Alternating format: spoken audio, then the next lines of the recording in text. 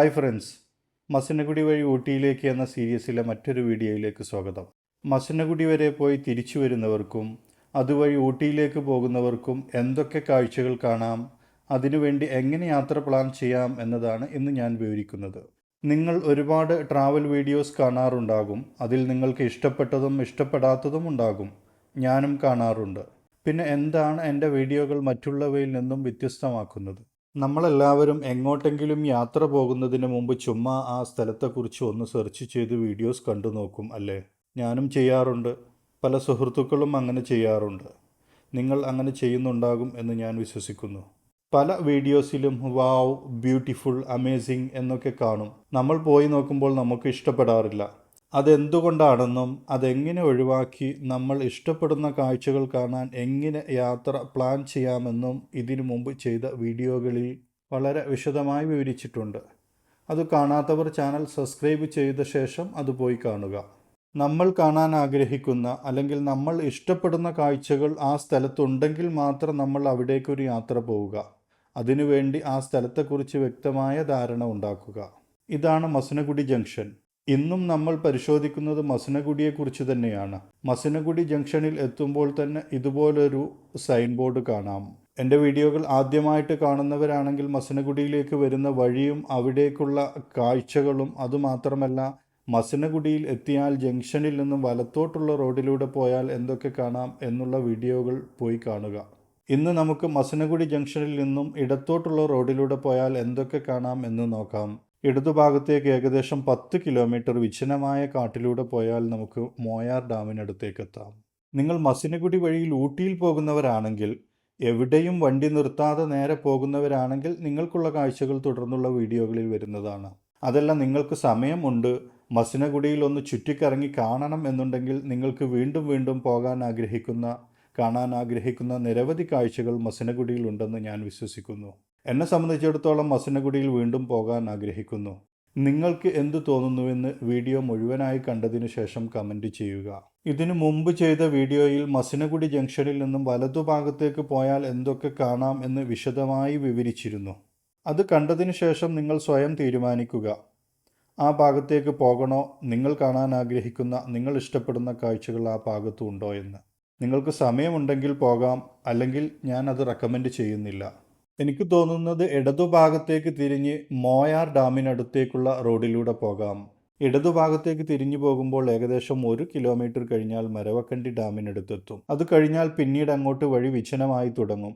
Road വളരെ വീതി കുറവാണ്. ഇരു സൈഡിൽ നിന്നും വണ്ടികൾ വരുമ്പോൾ വളരെ ശ്രദ്ധിക്കണം. ട്രക്കിങ്ങിന് പോകുന്ന വണ്ടികൾ ഇടയ്ക്കിടെ പോകുന്നത് കാണാം. പിന്നെ നമ്മളെപ്പോലെ പോകുന്ന കുറച്ച് വണ്ടികളും മാത്രം.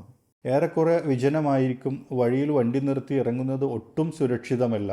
നിങ്ങൾക്ക് ഭാഗ്യമുണ്ടെങ്കിൽ സമയത്തിനനുസരിച്ച് വ്യത്യസ്ത വന്യമൃഗങ്ങളെ കാണാം. റോഡ് സൈഡിൽ തന്നെ നിറയെ മാൻകൂട്ടങ്ങളെ കാണാം. എന്നാൽ ഇന്ന് ഞാൻ ഈ വീഡിയോ എടുക്കുന്നത് ഏകദേശം 11 മണി കഴിഞ്ഞു കാണും. അതുകൊണ്ട് തന്നെ വെയിലിൻ്റെ ചൂട് വന്നു തുടങ്ങിയത് കൊണ്ടാകാം കാടിനുള്ളിലേക്ക് പോയിട്ടുണ്ടാകും. കുറച്ചു മാത്രമേ എനിക്ക് കാണാൻ സാധിച്ചുള്ളൂ.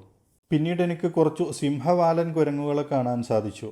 ഒരു ഭയവുമില്ലാതെ റോഡിൽ കൂട്ടം കൂടി കളിക്കുന്നു. അവരുടെ സ്വാതന്ത്ര്യത്തിൽ കയറിച്ചെന്ന് ശല്യമാകാതിരിക്കാൻ ഞാൻ വണ്ടി അവിടെ നിർത്തിയില്ല.